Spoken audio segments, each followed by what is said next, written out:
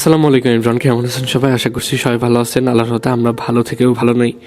আজকের ভিডিওটি প্রথমেই খুবই ভারাক্রান্ত হৃদয় নিয়ে শুরু করতে হচ্ছে।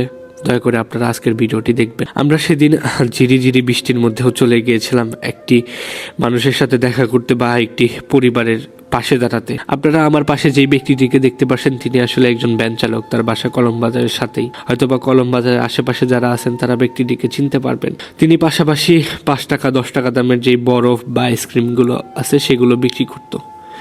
একদিন দুপুরবেলা সে আইসক্রিম বিক্রি করে তার বাসার দিকে ফিরতেছিল। কে বা কারা যেন তার ভ্যান সহ তাকে সজোরে আঘাত করে এবং সে আশ্রয় গিয়ে পড়ে রাস্তার মধ্যে। দুঃখের বিষয় কি জানেন?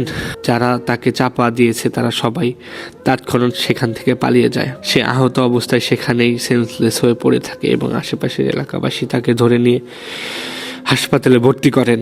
এবং আপনারা দেখতে পাচ্ছেন তার অবস্থা কি পরিমাণ কাহিল ছিল।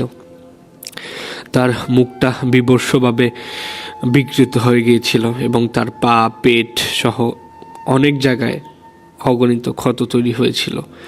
এগুলো দেখার পর আমাদের এত পরিমাণে খারাপ লাগে যা আসলে ভাষায় প্রকাশ করার মতো না। আমরা সেদিন তার জন্য শুধুমাত্র নিয়ে গিয়েছিলাম 1 বস্তা চাউল, কিছু পরিমাণে কাঁচা তরকারি এবং কিছু পরিমাণের রান্নার সামগ্রী, লবণ, পেঁয়াজ, এ ধরনের যে সকল সামগ্রী আছে এবং কিছু পরিমাণে শুকনো মুড়ি। আমাদের মূল উদ্দেশ্য ছিল আমরা তাকে প্রাথমিকভাবে কিছু খাবার দিয়ে আসবো এবং পরবর্তীতে গিয়ে আমরা তাকে কিছু নগদ অর্থ প্রদান করব যাতে সে তার চিকিৎসা করাতে পারে। এবং আমরা ভিডিওটি সেই অনুযায়ী করেছিলাম। তবে ভাগ্যের কি নির্মম পরিহাস, আমরা ভিডিওটি আপলোড করার আগেই তিনি আমাদের মাঝ থেকে বিদায় নিয়ে চলে গেছেন। আমাদের এই বিষয়টা শুনে খুবই কষ্ট লেগেছে যে আমরা তার ভিডিওটি করেছিলাম যেন পাবলিশ করার পরে আপনাদের যদি কোনো মায়া দেওয়া হয় বা কোনো মানবিক ব্যক্তি তার পাশে দাঁড়াতে চান হয়তোবা তারা পাশে দাঁড়াতে পারবেন। কিন্তু আফসোস, আমরা ভিডিওটি আপলোড করার আগেই তিনি আমাদের মাঝে থেকে বিদায় নিয়ে চলে গেছেন। আমরা দোয়া করব আল্লাহ যেন তাকে বেহেশতে নসিব করে।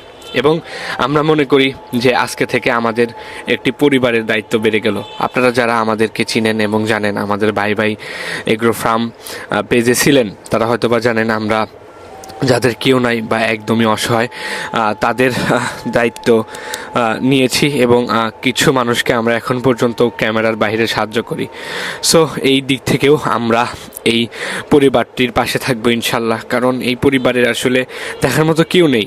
আসলে এই চাচাটি ছিল একমাত্র উপার্জনক্ষম ব্যক্তি। এখন তিনি চলে গেছেন এবং রেখে গেছেন তার স্ত্রী এবং তার একটি সন্তানকে, এবং তার সন্তানও এখন পর্যন্ত উপার্জন ক্ষম হয়ে ওঠেনি। সো সেই দিক থেকে আমাদের জন্য সবাই দোয়া করবেন আমরা যেন এই পরিবারটির পাশে দাঁড়াতে পারি। এবং পরিশেষে বলবো আসলে তার পরিবারের মানুষকে শোক সহার মতো তৌফিক দান করুক আল্লাহ। এবং আসলে যে বা যারা এই মানুষটিকে আঘাত করেছিল তাদেরকে আল্লাহ দুনিয়ার হিদায়াত দান করুক। আসলে হয়তো বা ভুল করেই হয়ে গিয়েছিল। এই মানুষটির আসলে শত্রু থাকার কথা না, যদিও ভুল করেই তাকে আঘাত করে ফেলেছিল। তবে তাদের উচিত ছিল যে তাকে ধরে নিয়ে একটু হসপিটালে যাওয়ার বা তাকে একটু ধরে সাহায্য করার। তবে আসলে মানুষের মনুষ্যত্ব বোধ মরে গেলে যা হয় আর কি। সবাই ভালো থাকবেন, আমাদের জন্য দোয়া করবেন এবং এই পরিবারটার জন্য দোয়া করবেন।